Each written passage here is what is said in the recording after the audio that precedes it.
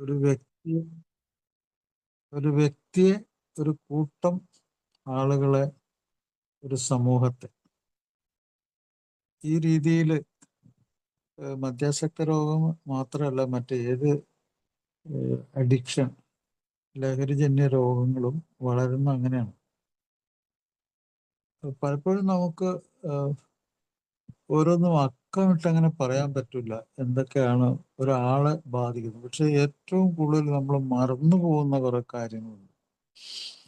ഒരു മദ്യാസക്തന്റെ ജീവിതം അയാൾ ഏറ്റവും കൂടുതൽ ബാധിക്കുന്ന സംഗതി, അത് അതിന്റെ ചരിത്രം എടുത്ത് പരിശോധിച്ചു കഴിഞ്ഞാൽ ഏറ്റവും കൂടുതലുള്ളത് എന്താ വെച്ചാൽ ഒരു ആക്സിഡന്റ് ആണ്.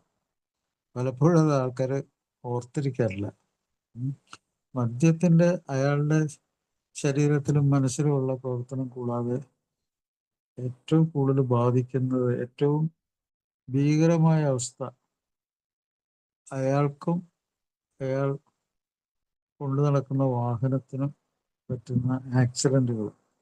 വാഹന ആക്സിഡന്റ് തന്നെ വേണമെന്നില്ല, ഏത് തരത്തിലുള്ള അപകടങ്ങളും 128 ആണ് ലോകാരോഗ്യ സെക്രട്ടറിയുടെ കണക്കിന്. അതുപോലെ ഒരു മദ്യാസക്തന്റെ അല്ലെങ്കിൽ ഒരു അഡിക്ഷനുള്ള ഒരു രോഗിയുടെ ആക്രമണം, ആ ആക്രമണത്തിൽ ഒത്തിരി ആളുകൾ ബാധിക്കുന്നുണ്ട്. മരണം വരെ സംഭവിക്കുന്നുണ്ടല്ലോ, അത് നമ്മൾ പത്രത്തിലും ന്യൂസിലൊക്കെ അറിയുന്നുണ്ട്. മൂന്നാമത് അയാൾക്ക് സംഭവിക്കുന്ന ഏറ്റവും വലിയ പ്രശ്നം അറസ്റ്റ് ചെയ്യപ്പെടുക. അയാൾ അറസ്റ്റ് ചെയ്യപ്പെടും. മറ്റൊന്ന്, അയാളുടെ ശരീരം, അയാളുടെ മനസ്സ് എവിടെയാണ്, എങ്ങനെ, ഏതവസ്ഥയിലാണെന്ന് നിശ്ചയിക്കാൻ കഴിവില്ലാത്തതുകൊണ്ട് അത് ചിലപ്പോൾ ഭയങ്കര തണുപ്പിലോ ഭയങ്കര ചൂടിലോ മോശപ്പെട്ട കാലാവസ്ഥയിലോ ആപത്ത് സാധ്യതയുള്ള സ്ഥലത്തോ എവിടെയോ ആ ശരീരം അയാൾ കൊണ്ട് കിടത്തും. അപ്പോൾ അങ്ങനെ ആ ശരീരത്തിന് പറ്റുന്ന സംഭവങ്ങൾ. മറ്റൊന്ന് പിന്മാറ്റ ലക്ഷണങ്ങളാണ്. അത് എപ്പോൾ വേണമെങ്കിലും മദ്യം കുറയുന്ന അവസ്ഥയിൽ, മദ്യം കിട്ടാത്ത അവസ്ഥയിൽ പിന്മാറ്റ ലക്ഷണം മരണകാരണമാണത്. പലപ്പോഴും 5 മുതൽ 15% മരണകാരണമാണ്. മറ്റൊന്ന്, മദ്യം അയാളുടെ ശരീരത്തിൽ കൂടി കയറി ഇറങ്ങി പോകുമ്പോൾ അതൊരു മെഡിക്കൽ രോഗം ഉണ്ടാകുന്നു. മെഡിക്കൽ രോഗം എന്ന് പറഞ്ഞാൽ അവയവങ്ങൾക്ക് കുഴപ്പമുണ്ടാകുന്നു. ശരീരത്തിൽ എന്തെല്ലാം അവയവമുണ്ടോ അതിൽ കൂടി എല്ലാം മദ്യം കയറി ഇറങ്ങി പോകും. അതോടൊപ്പം അതിൻ്റെ നാശം സംഭവിക്കും. അങ്ങനത്തെ രോഗങ്ങൾ അതെല്ലാം ആയുഷ്കാലത്തേക്ക് നീണ്ടു പോകുന്ന രോഗങ്ങളാണ്. അതിൽ ഏറ്റവും പ്രധാനം ഒന്ന് സിറോസിസ് ലിവർ, പാങ്ക്രാറ്റൈറ്റിസ്, അതുപോലെ അനീമിയ, വിളർച്ച. ഞാൻ അതിൻ്റെ കൂടെ ഉൾപ്പെടുത്തുന്നത് വൃക്കകളെ ബാധിക്കുന്ന ഈ ലവണങ്ങളുടെ രോഗങ്ങൾ. മാൽന്യൂട്രീഷൻ എന്ന് വെച്ചാൽ പോഷകാംശങ്ങൾ ഇല്ലാത്തതുകൊണ്ട് എത്രയോ ആൾക്കാർ മരിക്കുന്നത്. എന്തെങ്കിലും ഒരു ഭക്ഷണം കഴിക്കുക എന്നുള്ളതല്ലാതെ പോഷകാംശമുള്ള ഭക്ഷണം ദിവസങ്ങളോളം ചിലപ്പോൾ കഴിക്കാൻ പറ്റി കാണില്ല. പ്രത്യേകിച്ചും ദാരിദ്ര്യം, ജോലിയൊന്നുമില്ലാത്ത മദ്യാസക്തനെ സംബന്ധിച്ചോളം ഈ പോഷക ദാരിദ്ര്യം വളരെ അധികം രോഗങ്ങളെ ക്ഷണിച്ചു വളർത്തും. ശാരീരിക രോഗം മാത്രമല്ല, മാനസിക രോഗം ഉണ്ടാവും മാൽന്യൂട്രീഷൻ കൊണ്ട്. മറ്റൊന്ന്, നമ്മൾ ഈ ലോകത്ത് ജീവിക്കുമ്പോൾ ഒരു വ്യക്തിയെ സംബന്ധിച്ച് ഏറ്റവും നല്ല, അയാൾക്ക് ഓർത്തിരിക്കാവുന്നതും അയാളുടെ ജീവിതം വളരെ ക്ലോസ് ആയിട്ട്, വളരെ അടുപ്പത്തിൽ ഒരു ബന്ധം സ്ഥാപിച്ചിരിക്കുന്നത് നല്ല സുഹൃത്തുക്കളുമായിട്ടാണ്. പക്ഷെ അയാളെ, ഒരു മദ്യാസക്തനെ സംബന്ധിച്ചിടത്തോളം അവരൊക്കെ അകന്നു പോകും. ഏറ്റവും നല്ല സുഹൃത്തുക്കൾ അയാളെ വിട്ട് അകന്നു പോകും. അത് ആരെങ്കിലും ഓർക്കുന്നുണ്ടോ എന്ന് എനിക്കറിയാൻ വയ്യ. അത് വലിയൊരു സംഭവമാണ്. ഒരു മനുഷ്യനെ സംബന്ധിച്ചിടത്തോളം ഏറ്റവും നല്ല സുഹൃത്തുക്കൾ പോവുക എന്ന് പറഞ്ഞാൽ ജീവിതത്തിന് വിരസത, സ്നേഹത്തെ പറ്റി ഓർക്കാൻ പറ്റാതിരിക്കുക, ഓർമ്മപ്പെടുത്താൻ പറ്റാതിരിക്കുക, അതൊക്കെ വലിയൊരു വീഴ്ചയാണ്. മറ്റൊന്ന്, അയാളുടെ തന്നെ കുടുംബം അകന്നു പോവുക, അയാളുടെ കുടുംബം അയാളിൽ നിന്ന് വിട്ടുപോവുക, അയാളുടെ ജോലി നഷ്ടപ്പെടുക. ഇതൊക്കെ എത്ര, ഒരു സാധാരണ മനുഷ്യനെ സംബന്ധിച്ചിടത്തോളം ഇത്തരം കാര്യങ്ങൾ, ഞാൻ പറഞ്ഞ ഈ കാര്യങ്ങൾ എത്ര ഭീകരമായിട്ടുള്ള അവസ്ഥകളാണ്. ഒന്നും കൂടി ഞാൻ പറയുകയാണ്, അതൊന്ന് ആലോചിച്ച് നോക്കുക. ആക്സിഡന്റുകൾ, അയാൾക്കും അയാളുടെ ജീവനെതിരായിട്ടും മറ്റുള്ളവരുടെ ജീവന് എടുക്കുന്ന ഒരവസ്ഥ, ആക്സിഡന്റ്, അയാളുടെ ആക്രമണം, അയാൾ അറസ്റ്റ് ചെയ്യപ്പെടുന്നു. ആൾക്കാർ വിചാരിക്കുന്നു അറസ്റ്റ് ചെയ്താൽ പിന്നെ ജയിലിൽ പോയി അവിടെ തന്നെ ഭക്ഷണം കിട്ടൂല, അവിടെ കിടക്കൂലെന്ന്. അല്ല, അവിടെ ഒരു എന്നേക്കായിട്ടൊരു വാതില്, ഒരു സ്വാതന്ത്ര്യം അടഞ്ഞു പോവാണ്. അതുപോലെ ഞാൻ നേരത്തെ പറഞ്ഞ ആ ക്ലൈമറ്റ്, അയാൾ എന്താണ് കാലാവസ്ഥ എന്താണെന്നറിയാതെ ഒരു മനുഷ്യൻ കഴിയുന്നതെന്ന് ആലോചിച്ച് നോക്കുക. പുറത്തെന്താണ് നടക്കുന്നത്, പുറത്തെന്താ നടക്കുന്നത്. ഇപ്പൊ ഈയിടെ നിങ്ങൾക്ക് ഒരു ആസാംകാരൻ രണ്ട് ദമ്പതികളെ, കോട്ടയത്ത് രണ്ട് ദമ്പതികളെ കൊലപ്പെടുത്തി. അവരെ ഏറ്റവും നീചമായ രീതിയിൽ, വളരെ മോശപ്പെട്ട രീതിയിൽ കൊലപ്പെടുത്തുക മാത്രമല്ല, അവർ വസ്ത്രാക്ഷേപം ചെയ്തു. അവര് ആ രണ്ട് മനുഷ്യരുടെ, ഒരു സ്ത്രീയുടെയും പുരുഷന്റെയും വസ്ത്രങ്ങളൊക്കെ അഴിച്ചു മാറ്റി നഗ്നരായി കിടത്തി അതിക്രൂരമായി കൊലപ്പെടുത്തി. ആലോചിച്ച് നോക്കാം, എന്താണ് അതിന്റെ കാരണം? എന്താണ്?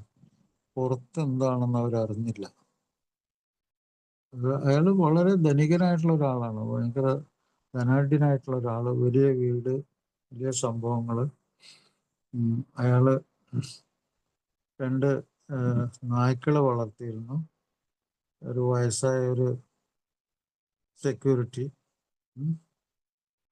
പക്ഷെ ഇതൊക്കെ വെച്ചിട്ട് നമുക്ക് അങ്ങനെ സുരക്ഷിതമായിട്ട് കിടന്നുറങ്ങാൻ പറ്റുമെന്ന് വിചാരിക്കുന്നു. അയാളുടെ ശത്രുവായിട്ടുള്ള, അവിടെ ജോലി ചെയ്തിരുന്ന ആള് വന്നിട്ട് പക തീർത്തു. അയാൾ അവിടെ അതിൻ്റെ ഉള്ളിൽ കയറി പറ്റി. അപ്പൊ ഏറ്റവും വലിയ ശത്രുത ഉണ്ടെങ്കിൽ നിങ്ങൾ പുറത്തെന്താണെന്ന് അറിയാതെ കിടന്ന് ഉറങ്ങിക്കഴിഞ്ഞാൽ, നമ്മൾ ഉറങ്ങുവാണെങ്കിൽ പോലും നമ്മുടെ സുരക്ഷിതത്വം അത് എപ്പോഴും നമുക്കുണ്ടായിരിക്കും. പ്രത്യേകിച്ച് ഒരു ശത്രു നിങ്ങൾക്കുണ്ടെങ്കിൽ അവിടെ സുരക്ഷിതത്തിനെ പറ്റിയുള്ള ആ ഓർമ്മ, അതുപോലെ ശക്തമായ ഒരു ധാരണ, ഒരു സംരക്ഷണം, അത് ഭയങ്കര സംഭവമാണ് കേട്ടോ. ആപൽ സാധ്യത വളരെ കൂടുതലുള്ള ഒരു കാലഘട്ടത്തിലാണ് നമ്മൾ ജീവിക്കുന്നത്. ജീവിതം അത്ര നല്ലതല്ലെന്നാണ് പറയുന്നത്. ജീവിതം അത്ര fair, it is not fair. അത് ശരിക്കും ന്യായവും യുക്തിഭദ്രമല്ല എന്നുള്ളതൊക്കെയാണ് പറയുന്നത്. ജീവിതം അങ്ങനത്തെ ഒരു അവസ്ഥയിലാണ് ഇപ്പോൾ നമ്മൾ ഈ ലോകം മുമ്പോട്ട് പോകുന്നത്. അതെന്തുകൊണ്ടാണെന്നൊക്കെ നമുക്ക് പിന്നീട് ആലോചിക്കാം. പക്ഷെ ഒരു ഭൂരിഭാഗം ജീവിതവും ഫെയർ അല്ല, യുക്തിഭദ്രമല്ല. അത് വളരെയധികം ഭയങ്കര ഭീകരമായ അവസ്ഥയിൽ കൂടിയാണ് മനുഷ്യർ കടന്നു പോകുന്നത്. അതുപോലെ ഞാൻ നേരത്തെ പറഞ്ഞു, നമ്മുടെ കപ്പാസിറ്റി, ജോലി ചെയ്യാനുള്ള കപ്പാസിറ്റി നഷ്ടപ്പെടുക, അതുപോലെ ശരീരത്തിന് പോഷകാംശം കിട്ടാതിരിക്കുക, സുഹൃത്തുക്കളെ നഷ്ടപ്പെടുക, കുടുംബം നഷ്ടപ്പെടുക, ജോലി നഷ്ടപ്പെടുക. ഇതൊക്കെ ഒരു മദ്യാസക്തന്റെ പ്രത്യേക ജീവിതത്തിൽ സംഭവിക്കുന്ന കാര്യങ്ങൾ. അയാൾ അതിനെപ്പറ്റി ബോധവാനായിരിക്കും. അയാളുടെ റിക്കവറിയിൽ ഏറ്റവും ബോധവാനാകേണ്ട സംഗതി അത്. എന്നുവെച്ചാൽ അയാളുടെ ചുറ്റും സ്നേഹം നഷ്ടപ്പെടുന്നുണ്ട്, മരണം അതിൻ്റെ ചുറ്റുമുണ്ട്. കാര്യങ്ങൾ അയാൾ റിക്കവറിയുടെ ഉള്ളിൽ അയാൾ ബോധവാനായിരിക്കണം, ഇതാണ് പറയുന്നത്. അല്ലെങ്കിൽ ആ റിക്കവറിക്ക് എന്താണ് ഗുണമുള്ളത്, എന്ത് മേന്മയുള്ളത് റിക്കവറിക്ക്? മറ്റൊന്ന്, അയാളുടെ കുടുംബത്തിന് സംഭവിക്കുന്ന കാര്യങ്ങളെപ്പറ്റി അയാൾ വളരെയധികം ബോധവാനായിരിക്കണം. നമ്മുടെ ഈ പ്രോഗ്രാമിൽ വന്നു കഴിഞ്ഞാൽ ഈ ബോധം വളർത്തിയെടുക്കുക എന്നുള്ളത് റിക്കവറി ഏറ്റവും സഹായിക്കുന്ന സംഗതി. അതുകൊണ്ട് ഞാനിത് പറയുന്നത്. ആ വൈവാഹിക ബന്ധത്തിലുണ്ടാകുന്ന അവസരങ്ങൾ, അഡ്ജസ്റ്റ്മെന്റ് ഡിസോർഡർ, പൊരുത്തപ്പെടാൻ കഴിയാത്ത അവസ്ഥകൾ, കുട്ടികളെ ദുരുപയോഗം ചെയ്യപ്പെടുക. ഏറ്റവും കൂടുതൽ മധ്യാസക്തൻ പലപ്പോഴും സ്വന്തം കുട്ടികളെ വളരെയധികം ദുരുപയോഗം, അവരെ ശിക്ഷിക്കുക, ശാസിക്കുക, മാനസികമായിട്ട് ഉള്ള ഒത്തിരി പ്രശ്നങ്ങളൊക്കെ ഉണ്ടാവുന്നുണ്ട്. അത് ആ രോഗാവസ്ഥയിലാണ്. മാനസിക രോഗത്തിൽ അതുണ്ടാവും. മദ്യപാന രോഗത്തിൽ മാത്രമല്ല, മാനസിക രോഗത്തിൽ അതുണ്ടാവും. സ്പൗസ് അബ്യൂസ്, ഒരു മാനസിക രോഗങ്ങൾ, വിഷാദ രോഗം മുതൽ ഉന്മാദ രോഗം വരെ, ഷിസോഫ്രീനിയ, ഉത്കണ്ഠ, പലതരം രോഗങ്ങൾ. മദ്യാസക്തന്റെ ഭാര്യ മദ്യം കഴിക്കുന്ന ഒരാളാണെങ്കിൽ പലപ്പോഴും രണ്ടുപേരും മദ്യം കഴിക്കുന്ന ഫാമിലികൾ യൂറോപ്പിലും വെസ്റ്റേൺ കൺട്രീസിലും ഉണ്ട്. ഇപ്പോൾ നമ്മുടെ നാട്ടിലുണ്ട്. അവർക്ക് ജനിക്കാൻ പോകുന്ന ഒരു കുട്ടി ചിലപ്പോൾ പൂർണ്ണമായിട്ടും മന്ദബുദ്ധിയായിട്ട് ജനിക്കാനുള്ള ഒരു സാധ്യതയുണ്ട്. മദ്യം കഴിച്ചിട്ട് അത് ജനിക്കുകയാണെങ്കിൽ പൂർണ്ണമായിട്ടും ഒരു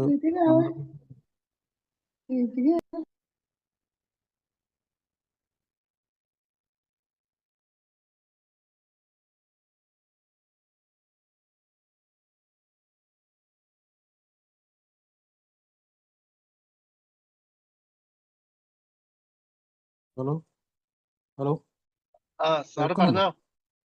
ആ ഒരു മൈക്ക് ഓൺ ആയതാ സാറേ, അത് ഓഫ് ആക്കിയിട്ടുണ്ട് സാർ. അതെന്താ? ശരി. പൂർണ്ണമായിട്ടും മന്ദബുദ്ധിയായിട്ടായിരിക്കും ആ കുട്ടി ജനിക്കുന്നത്. അപ്പൊ അവിടെ ഒരു ഒരു മധ്യാസക്തന് കരുതൽ വേണം. ഒരു മന്ദബുദ്ധിയായിട്ടൊരു കുട്ടി ജനിച്ചു കഴിഞ്ഞാൽ ഒരു ആയുഷ്കാലം ഒരു ഭാരമാണ്. ഇന്നത്തെ കാലത്ത് അതിനൊക്കെയുള്ള സൗകര്യങ്ങളുണ്ട്. ഒരു സ്കാനിങ് കൊണ്ട് തന്നെ അത് അങ്ങനെ ഉള്ള സംഭവം ഉണ്ടായിട്ടുണ്ടെന്ന് അറിയാൻ പറ്റും. അങ്ങനെ ഫീറ്റൽ ഡാമേജ്, അതുപോലെ കുട്ടികളെ ഉപേക്ഷിക്കപ്പെടുക, ചൈൽഡ് നെഗ്ലക്റ്റ്. എത്രയോ മധ്യാസക്തരുടെ കുട്ടികൾ അവര് മേൽനോട്ടമില്ലാതെ അവർ ഉപേക്ഷിക്കപ്പെട്ട ഒരു വിദ്യാഭ്യാസം ഒക്കെ അപൂർണമായിട്ട് ജീവിതത്തിലൊന്നും വളർച്ചയില്ലാതെ എത്രയോ പേര്. ആ കുട്ടിയുടെ വികാസം, അതിന് വിദ്യാഭ്യാസം, ഒരു മനുഷ്യനായി മാറുന്ന പരിപാടി, അതിലൊക്കെ ഭയങ്കര തടസ്സങ്ങളൊക്കെ ഉണ്ടായിട്ടുണ്ട്. അതുപോലെ സ്കൂളിൽ നിന്നും ഡ്രോപ്പ് ഔട്ട് ചെയ്ത് പോവുക, സ്കൂളിൽ നിന്ന് പറഞ്ഞുവിടുക. എത്രയോ കുട്ടികളാണ്. പോവർട്ടി, ദാരിദ്ര്യം, അതികഠിനമായ ദാരിദ്ര്യം മധ്യാസക്തന്റെ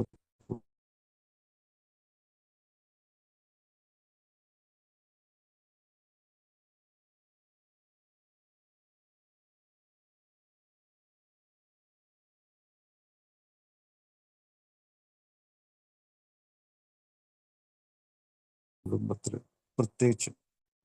പിന്നെ സമൂഹത്തിനുണ്ടാകുന്ന കാര്യങ്ങളെ പറ്റി പറയുകയാണെങ്കിൽ അതും നല്ലോ മധ്യാസക്തന് മാത്രമല്ല സമൂഹത്തിന് ഒരു മധ്യാസക്തന് അവിടെ വേണമെങ്കിൽ തീ പിടിക്കാനുള്ള ഒരു കാരണം ഉണ്ടാക്കാം. അല്ലെങ്കിൽ കൃഷി ചെയ്യുന്ന സ്ഥലത്ത്, സൂക്ഷ്മമായിട്ടുള്ള ജോലി ചെയ്യുന്ന സ്ഥലത്ത് അവിടെയൊക്കെ ഉണ്ടാകുന്ന സാമ്പത്തിക നഷ്ടങ്ങൾ പല സ്ഥലത്തും, ആരോഗ്യത്തിനും അവിടെ ജോലി ചെയ്യുന്ന ആളുകളുടെ ക്ഷേമത്തിനു വേണ്ടിയുള്ള പരിപാടികളെയൊക്കെ നശിപ്പിച്ചു കളയും. നിയമത്തെ കൈകാര്യം ചെയ്യും. അതുപോലെ ഏറ്റവും ബുദ്ധിപൂർവം നല്ല മാൻ പവർ വേണ്ട സ്ഥലത്ത് അവിടെ മധ്യാസക്തൻ ആ സ്കില്ലൊക്കെ നശിപ്പിച്ച് അവിടെ കുഴപ്പമുണ്ടാക്കും. ചിലപ്പോൾ അവിടെ അടച്ചുപൂട്ടേണ്ടി വരും. അവിടെ വലിയ കുഴപ്പങ്ങളിലേക്ക് പോകും ഒരു സ്ഥാപനം. അപ്പൊ ഇതൊക്കെ ഡോക്ടർ ജെലിനിക്ക്, മധ്യാസക്ത രോഗത്തെക്കുറിച്ച് ഏറ്റവും കൂടുതൽ പഠനം നടത്തിയ ഡോക്ടർ ജെലിനിക്ക്, അദ്ദേഹം ആയിരക്കണക്കിന് രോഗികളെ പരിശോധിച്ച് അവരുടെ സ്വഭാവ രീതികളും അവരുണ്ടാക്കുന്ന പ്രശ്നങ്ങളും അതൊക്കെ അദ്ദേഹം നിരീക്ഷിച്ചു. ഡോക്ടർ ജെല്ലിനിക്ക് പറഞ്ഞ കാര്യങ്ങളാണ് ഞാൻ ഇപ്പോൾ ഈ പറഞ്ഞത്. അതൊരു ഓർമ്മപ്പെടുത്തൽ മാത്രമാണ്. ഇതൊക്കെ എന്തിനാണെന്ന് വെച്ചാൽ നമ്മുടെ റിക്കവറി ഏറ്റവും പെട്ടെന്നും എത്രയും പെട്ടെന്ന് മൈൽഡ് ഡിസീസ് ഏറ്റവും മിനിമം രോഗമുള്ളപ്പോൾ റിക്കവറിയിലേക്ക് വരുന്നതാണ് പ്രോഗ്രാം കണ്ടുപിടിക്കുന്നതിലാണ്. അതിലെത്തിച്ചേർന്ന് സോബറാകുകയും പെട്ടെന്ന് റിക്കവറിയിലേക്ക് വന്ന് തന്നെയും തൻ്റെ കൂടെ ജീവിക്കുന്നവരെയും തൻ്റെ ജോലി തൻ്റെ സുഹൃത്തുക്കൾ അവരെയൊക്കെ രക്ഷപ്പെടുത്തുകയും കൂടി ചെയ്യുക. മദ്യാസക്തൻ മാത്രമല്ല ചികിത്സ കൊണ്ട് രക്ഷപ്പെടുന്നത്, ഈ പറഞ്ഞ ആൾക്കാരെല്ലാം രക്ഷപ്പെടും. അപ്പോൾ അത് മൈൽഡ് ഡിസീസ്, ഈ രോഗത്തെ മൂന്ന് ഡയമെൻഷൻ, 3 തരത്തിലുള്ള അളവുകളുണ്ട്: മൈൽഡ്, മോഡറേറ്റ്, സിവിയർ. മൈൽഡ് ഡിസീസിൽ കൂടി ഈ രോഗത്തെ കണ്ടുമുട്ടുന്നവർ അവർ എത്രയും പെട്ടെന്ന് ആൽക്കഹോളിക് അനോണിമസിന്റെ പ്രോഗ്രാമിൽ എത്തിക്കഴിഞ്ഞാൽ അവർക്ക് ഏറ്റവും നല്ല തിരിച്ചറിവുണ്ടാകും. എൻ്റെ സുഹൃത്ത്, അദ്ദേഹം ഒരു എക്സിക്യൂട്ടീവ് എഞ്ചിനീയർ ആയിരുന്നു. അദ്ദേഹം വാസ്തവത്തിൽ ആൽക്കഹോളിക് അനോണിമസിന്റെ പ്രോഗ്രാമിന്റെ ആദ്യത്തെ മീറ്റിംഗ് വന്നപ്പോൾ അവിടെ അനുഭവങ്ങൾ പങ്കുവെച്ചവർ പറഞ്ഞ ചില വാക്കുകൾ, ഇത് തലച്ചോറിന്റെ രോഗമാണെന്ന്, സ്വഭാവ രോഗമാകുന്ന അതുകൊണ്ടാണ്. ഭയങ്കര വിലപ്പെട്ടൊരു അറിവാണ് അദ്ദേഹത്തിന് കിട്ടിയെന്ന് അദ്ദേഹം പറഞ്ഞു. അന്നാണ് അദ്ദേഹം മനസ്സിലാക്കുന്നത് ഇത് ബ്രെയിൻ എന്ന് പറഞ്ഞാൽ എന്തുമാത്രം വളരെ പ്രസക്തമായ സംഭവമാണെന്ന് അദ്ദേഹത്തിന് അറിയാമായിരുന്നു. പക്ഷെ അദ്ദേഹത്തിന്റെ ആ റിക്കവറിയുടെ ആ തിരിച്ചറിവില് ഈ ഇൻഫർമേഷൻ, ഈ അറിവ് അത് സ്ട്രൈക്ക് ചെയ്തു, അത് ഭയങ്കരമായിട്ട് സ്ട്രൈക്ക് ചെയ്തു. ഇത് തലച്ചോറിന്റെ രോഗമാണെന്ന് പറഞ്ഞാൽ തലച്ചോറിന് നാശം സംഭവിച്ചു കഴിഞ്ഞാൽ പിന്നെ ജീവിതം ഇല്ലല്ലോ. അത് അങ്ങനെയുള്ള പല ആൾക്കാരും രക്ഷപ്പെട്ടിട്ടുണ്ട്. എത്രയോ വിവരമുള്ള ആൾക്കാർ, വിദ്യാഭ്യാസമുള്ള ആളുകൾക്ക് ആൽക്കഹോളിക് അനോണിമസിൽ വന്നിട്ട് ഈ ഒരു വിവരം, ഈ ഒരു വലിയ തിരിച്ചറിവ് ആൽക്കഹോളിക് അനോണിമസിലെ മെമ്പേഴ്സിന്റെ അടുത്തുനിന്ന് അവർക്ക് കിട്ടി. വലിയ വിദ്യാഭ്യാസം ഉണ്ടെന്ന് അവകാശപ്പെടുന്ന ആളുകൾക്ക് ആദ്യമായിട്ടുള്ള അറിവ് കിട്ടുന്നത് അങ്ങനെയാണ്. അവരൊരു മാനസിക രോഗത്തിന്റെ ഉള്ളിൽ പെട്ടിട്ടാണ് ഈ മദ്യം ഇങ്ങനെ നിരന്തരം ഉപയോഗിക്കുന്ന അവർക്ക് മനസ്സിലായത് അപ്പോഴാണ്. അല്ലാതെ അവര് പ്രായോഗികമായിട്ട് ചിന്തിച്ചിട്ടില്ല. അവര് പെട്ടെന്ന് കിട്ടുന്ന സന്തോഷവും ആനന്ദവും ആ ഉല്ലാസത്തിനെ പറ്റി മാത്രമേ ചിന്തിച്ചിട്ടുള്ളൂ. ഈ രോഗാവസ്ഥയും അതിൻ്റെ പ്രാധാന്യം, അതിൻ്റെ അറിവും, അതിൻ്റെ ഉള്ളിലുള്ള അറിവും അവർ അതുവരെ മനസ്സിലാക്കിയിട്ടില്ല. ഇത് വെറുതെ പറയുന്നതാണെന്ന് ചില ആൾക്കാർ വിചാരിക്കുക. അല്ല, ഇത് വളരെ പ്രസക്തമാണ്. ഈ അറിവ് വളരെ പ്രസക്തമാണ്. അതുപോലെ ഡോക്ടർ ജെലിനിക്ക് ഏറ്റവും വലിയൊരു സംഭാവന ആണ് മദ്യാസക്തന്റെ മോഡറേറ്റ്, സിവിയർ ഈ അവസ്ഥകളിൽ കൂടി ഒരാൾ കടന്നു പോകുമ്പോൾ അയാൾ ഏതൊക്കെ സ്വഭാവത്തിൽ കൂടി കടന്നു പോകുന്നു എന്ന് എഴുതി വെച്ചിട്ടുണ്ട്. അത് വളരെ വളരെ രസകരം എന്നല്ല, അത് നമുക്ക് നമ്മുടെ സ്വന്തം അനുഭവമായിട്ട് തട്ടിച്ചു നോക്കുമ്പോൾ നമ്മളിതിൽ കൂടിയൊക്കെ കടന്നു പോയിട്ടുണ്ടോ, നമ്മുടെ അവസ്ഥ എന്താണ് എന്നൊക്കെ ഒരു അസസ്മെന്റ്, ഒരു അളന്ന് നോക്കാനും തൂക്കി നോക്കാനൊക്കെ ഉള്ളൊരു കഴിവുണ്ടാവും. ഇത് പണ്ട് ഞാൻ ഈ പലപ്പോഴും ഒരു LCD ഒരു പ്രൊജക്ടറിൽ വെച്ച് ഈ ഡോക്ടർ ജെലിനിക്ക് പറഞ്ഞ ഈ സ്വഭാവ മാറ്റങ്ങളെ പറ്റി പറഞ്ഞ് ചില ആളുകൾക്ക് വളരെ ഇഷ്ടപ്പെട്ടില്ല. എന്തൊരു കുറ്റാരോപണം പോലെ, ഇതിങ്ങനെ എന്താ കുറ്റം പറയാനുള്ള സംഗതിയാണോ? അതല്ല, ഇത് തിരിച്ചറിവാണ്. ഒരു മദ്യാസക്തൻ താൻ കടന്നു പോകുന്ന കാര്യം, മാനസികാവസ്ഥകളെ തിരിച്ചറിയുമ്പോഴാണ് അയാൾക്ക് രക്ഷപ്പെടാനുള്ള കഴിവുണ്ടാകുന്നത്. അപ്പൊ ഇതിന് നിഷ്പക്ഷമായിട്ട് ഒരാള് നിരീക്ഷിക്കണം. ഇപ്പോ ഏറ്റവും വളരെ വിലപ്പെട്ട ഒരു അറിവുണ്ട്. എന്താന്ന് വെച്ചാല് ഒരാളൊരു പ്രശ്നത്തിന്റെ ഉള്ളിലാണ്. അപ്പൊ അയാൾ ചിന്തിക്കേണ്ട ഒരു സംഗതിയുണ്ട്. ആ പ്രശ്നം ആരിൽ കൂടി എപ്പോ എങ്ങനെ സംഭവിക്കുന്നു, അത് അയാൾക്ക് എങ്ങനെ നിരീക്ഷിക്കാൻ പറ്റും? അയാൾ നിരീക്ഷിക്കുമ്പോൾ ആ നിരീക്ഷണം ചെന്നെത്തുന്നത് എവിടെയാണ്? അപ്പൊ അയാൾക്കൊരു പ്രശ്നം ഉണ്ടാകുന്നുണ്ട്, ആ പ്രശ്നത്തെ അയാൾ നിരീക്ഷിക്കുന്നുണ്ട്. ആ നിരീക്ഷണത്തിൽ അയാൾ ആരെയാണ് നിരീക്ഷിക്കുന്നത്, എവിടെയാണ് എത്തിച്ചേരുന്നത്? അപ്പൊ അതിനെപ്പറ്റിയുള്ള ആ നിരീക്ഷണം എങ്ങനെയാണ്? The observer and the observed. Observer and the observed. നിരീക്ഷകനും നിരീക്ഷിക്കപ്പെടുന്ന ആളും ഒന്നാണെങ്കിൽ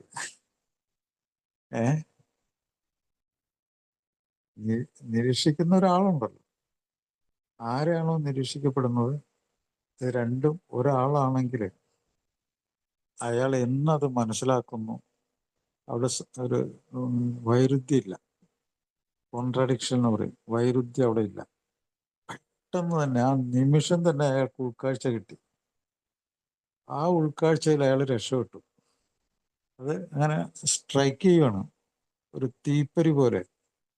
ഭയങ്കരമായിട്ട് ഒരാൾ ആകർഷിച്ച് ഒരു ഉൾക്കാഴ്ച ഉണ്ടായി, അയാൾ രക്ഷപ്പെടും. ഏത് സംഭവിക്കുന്നത് അതാണ്. ഈ ഓരോ ആളും പ്രോഗ്രാമിൽ അറ്റൻഡ് ചെയ്ത് അവരുടെ അനുഭവങ്ങളും ശക്തിയും പ്രതീക്ഷയും പരസ്പരം പങ്കുവെക്കുമ്പോൾ എന്താണ് സംഭവിക്കുന്നത്? അവിടെ ഇതുപോലെ ഒരു പ്രശ്നമുണ്ട്. ആ പ്രശ്നം ആരിൽ നിന്ന് ഉത്ഭവിക്കുന്നു? അതാണ് ഒബ്സർവ്ഡ്, നിരീക്ഷിക്കപ്പെടുന്ന ആള്. നിരീക്ഷിക്കപ്പെടുന്ന ആള് നിരീക്ഷണം നടത്തുന്ന ആളും രണ്ടും ഒരാളാണെങ്കിൽ അവിടെ വൈരുദ്ധ്യമില്ല. അയാളെ തന്നെയാണ് അന്വേഷിക്കുന്നതും മനസ്സിലാക്കുന്നതും. പ്രശ്നം അതിൻ്റെ സോൾവ് ചെയ്തപ്പെട്ടു. ആ അന്വേഷണത്തിൽ അത് മനസ്സിലാക്കി കഴിയുമ്പോൾ പ്രശ്നം പരിഹരിക്കപ്പെട്ടു കഴിഞ്ഞു. അത്ര ഭയങ്കരമായിട്ടുള്ള സ്വന്തം തലച്ചോറിൻ്റെ ഏറ്റവും വലിയൊരു തിരിച്ചറിവ് നടക്കുന്ന സ്ഥലമാണ് ആൽക്കഹോളിക്സ് അനോണിമസിന്റെ പ്രോഗ്രാം. അങ്ങനെ ചിന്തിച്ച് അതിന് ഗൗരവം കൊടുത്ത് അതിന് ഉത്തരവാദിത്വം ഉണ്ടാക്കി കൊടുത്തു കഴിഞ്ഞാൽ മാത്രമേ അതൊക്കെ നടക്കുള്ളൂ കേട്ടോ. ഏതായാലും ഈ പ്രോഗ്രാമിനെ നിസ്സാരാക്കാതിരിക്കാനാണ് ഞാനിത് പറയുന്നത്. ഈ പ്രോഗ്രാം എത്രമാത്രം ഗൗരവമുള്ളതാണെന്ന് ഞാൻ പറയുന്നത്. ഇപ്പോൾ ഡോക്ടർ ജിലനിക്ക് പറഞ്ഞ ആ സ്വഭാവം ദയവ് ചെയ്ത് ഇത് ഒരു എന്തോ വേറൊരാള് ഇതെല്ലാം മറ്റൊരാളെ മോശക്കാരനാക്കാൻ താറടിച്ച് കാണിക്കുന്ന ഒരു സംഗതിയാണെന്നല്ല വിചാരിക്കേണ്ടത്. ഇതാണ് ഞാൻ പറഞ്ഞത്, ഒബ്സർവർ ആൻഡ് ഒബ്സർവ്ഡ്. നിരീക്ഷിക്കുന്ന ആളും നിരീക്ഷിക്കപ്പെടുന്ന സംഗതി ഒന്നാണ്.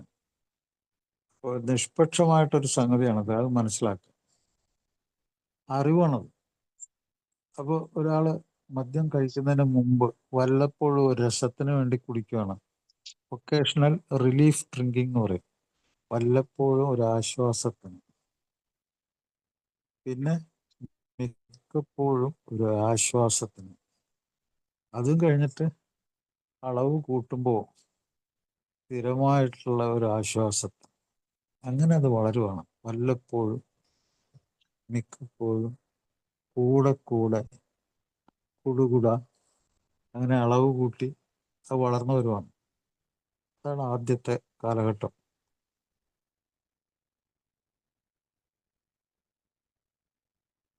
പിന്നീട് ആ അളവ് കൂടി വരുമ്പോൾ അയാൾക്ക് കുടിച്ചു കഴിഞ്ഞ് എങ്ങോട്ട് പോയി, എന്ത് ചെയ്തു, ബ്ലാക്ക് ഔട്ട്, ഒരു ഓർമ്മയില്ല.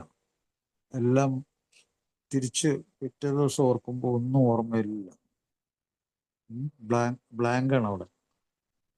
അതിൻ്റെ അതിശക്തമായിട്ട് തലച്ചോറിനെ അത് ബാധിച്ചു, മദ്യം ബാധിച്ചു, ഓർമ്മ പോയി. അത് വളരെ സീരിയസ് ആയിട്ടുള്ള ഒരു അവസ്ഥയിലേക്ക് കടക്കുന്നതിൻ്റെ ലക്ഷണമാണ് ബ്ലാക്ക് ഔട്ട്. പിന്നെ മറ്റൊരു സ്വഭാവം അയാള് ഒളിച്ചു വയ്ക്കുന്നു, സറപ്ഷ്യസ് ഡ്രിങ്കിങ് എന്നാണ് അദ്ദേഹം പറഞ്ഞേക്കുന്നത്. സറപ്ഷ്യസ് എന്ന് വെച്ചാൽ ഒളിച്ചു വെച്ച് ആരും കാണാതെ രഹസ്യമായിട്ടുള്ള കുടിയാണ് സറപ്ഷ്യസ് ഡ്രിങ്കിങ്. ഞാനൊരിക്കൽ ഒരു സ്ഥലത്ത് താമസിച്ച സമയത്ത് അവിടെ ഒരു ചായക്കടക്കാരനുണ്ട്. അദ്ദേഹം മദ്യം കുപ്പി കൊണ്ടുവന്നിട്ട് ഒരു മണ്ണിലൊരു കുഴിയൊക്കെ ഉണ്ടാക്കി പലതരം കുപ്പികൾ, ഈ നാടൻ ചാരായം കുപ്പികളിലാക്കിയിട്ട് നിലത്ത് കുഴിച്ചു വയ്ക്കും. എന്നിട്ട് ഓരോ ദിവസവും അദ്ദേഹം ഒരു കുപ്പി പുറത്തെടുക്കും രാത്രിയാകുമ്പോൾ. അപ്പോൾ അത് ഒളിച്ചു വെച്ച് കുടിക്കണം പല സ്ഥലത്ത്, പല പെട്ടിയിലാക്കിയിട്ട്. നിങ്ങൾ ശ്രദ്ധിച്ചിട്ടുണ്ടാവും, നമ്മൾ ജഗതി മദ്യം ഒളിച്ചു വയ്ക്കാൻ സ്ഥലമില്ലാതെ ആപ്പിളിൻ്റെ ഉള്ളിൽ ഇഞ്ചക്ഷനായി എടുത്ത് ഫ്രിഡ്ജിൽ വെച്ചതും അത് മറ്റേ അവിടുത്തെ അമ്മൂമ്മ കഴിച്ചതും നിങ്ങൾ സിനിമ കണ്ടു കാണും ചിലപ്പോൾ. ഒളിച്ചു വെച്ച് കുടിക്കുന്ന ഒരു പരിപാടിയാണ് സറപ്ഷ്യസ് ഡ്രിങ്കിങ്. ആൻറ്റിസിപ്പേറ്റഡ് ഡ്രിങ്കിങ് എന്ന് പറഞ്ഞാൽ മുൻഗണന കൊടുക്കുക മദ്യത്തിന്. മദ്യം എപ്പോൾ ഇന്ന് കഴിക്കണമെങ്കിൽ അത് എപ്പോൾ കഴിക്കണം, അതിനൊരു മുൻഗണന.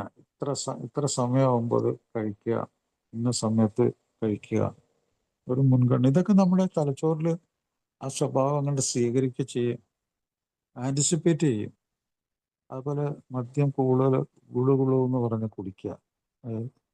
വെള്ളം കുടിക്കുന്നത് വളരെ ദാഹമുള്ളപ്പോൾ വെള്ളം കുടിക്കുന്ന പോലെ അങ്ങനെ ഗൾപ്പ് ചെയ്ത് കുടിക്കുക. പിന്നെ ഇങ്ങനെ കുടിക്കുന്നതിനെ പറ്റി ഏറ്റവും കൂടുതൽ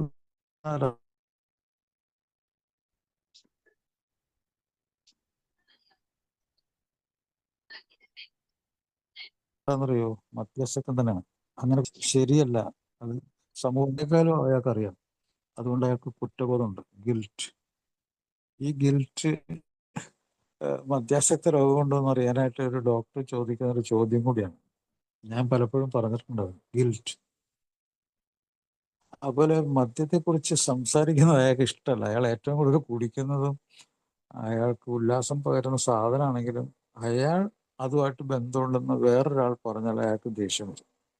അതൊരു വൈരുദ്ധ്യമാണ് കേട്ടോ, ആങ്കർ. അയാളൊരു മദ്യപാനിയാണെന്ന് അറിയപ്പെടുന്ന അയാൾക്ക് ഇഷ്ടമല്ലാത്ത കാര്യമാണ്. ചില ആൾക്ക് ഈ കാര്യത്തിലൊക്കെ എതിരഭിപ്രായം ഉണ്ടായെങ്കിലും ഇത് കാര്യമായിട്ടുള്ള സ്വഭാവ രീതിയാണ്. മദ്യത്തെക്കുറിച്ച് അയാളുമായിട്ട് ബന്ധപ്പെടുത്തി പറഞ്ഞാൽ അയാൾക്ക് ദേഷ്യം വരും. അത് അയാളൊരു മദ്യപാനിയാണെന്നുള്ളതിൻ്റെ ഏറ്റവും വലിയ തെളിവാണ്. പിന്നെ കൂടെ ഈ ബ്ലാക്ക് ഔട്ട്, ഈ മദ്യം കഴിച്ചിട്ടുള്ള ഓർമ്മക്കേട് ഇങ്ങനെ അടിക്കടി വന്നുകൊണ്ടിരിക്കുക, അത് രോഗത്തിൻ്റെ അവസ്ഥ വളരെ മോശാവസ്ഥയിലേക്ക് പോകുക എന്നുള്ളതാണ്. ഈ സമയത്തൊക്കെ ആക്സിഡൻ്റ് ഉണ്ടാകും, ഈ ബ്ലാക്ക് ഔട്ടിലും ഒക്കെ ആക്സിഡൻ്റ് ഉണ്ടാകും. പലപ്പോഴും മദ്യം കഴിച്ചിട്ട് ഈ ബ്ലാക്ക് ഔട്ടിൻ്റെ പീരീഡ് അയാൾ വണ്ടിയൊക്കെ ഓടിക്കുമായിരിക്കും. വണ്ടി ഇങ്ങനെ കൈ കിട്ടിയാൽ മതി, അതിൽ കൂടിയൊക്കെ ഇങ്ങനെ ഓടിക്കുകയൊക്കെ ചെയ്യും. പക്ഷെ ലൊക്കേറ്റ് ചെയ്യാൻ പറ്റില്ല, തല എവിടെയൊന്നും ചിലപ്പോൾ ലൊക്കേറ്റ് ചെയ്യില്ല, അങ്ങനെ കറങ്ങി നടക്കും. അതുപോലെ മറ്റൊരു സംഗതി ചില ക്രൂഷ്യലായിട്ടുള്ള ഒരു ഘട്ടം, വളരെ അതിനിർണായക ഘട്ടമാണ്.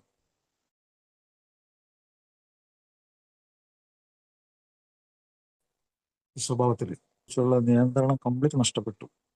ഇത് അളവ് മാത്രമല്ല, എന്ന്, എപ്പോ, എങ്ങനെ, ഏതവസ്ഥയിൽ, സിറ്റുവേഷനിൽ നിർത്തണം എന്നുള്ളത് മുൻകൂട്ടി അയാൾക്ക് ഒരിക്കലും അതിനെപ്പറ്റി ഒരു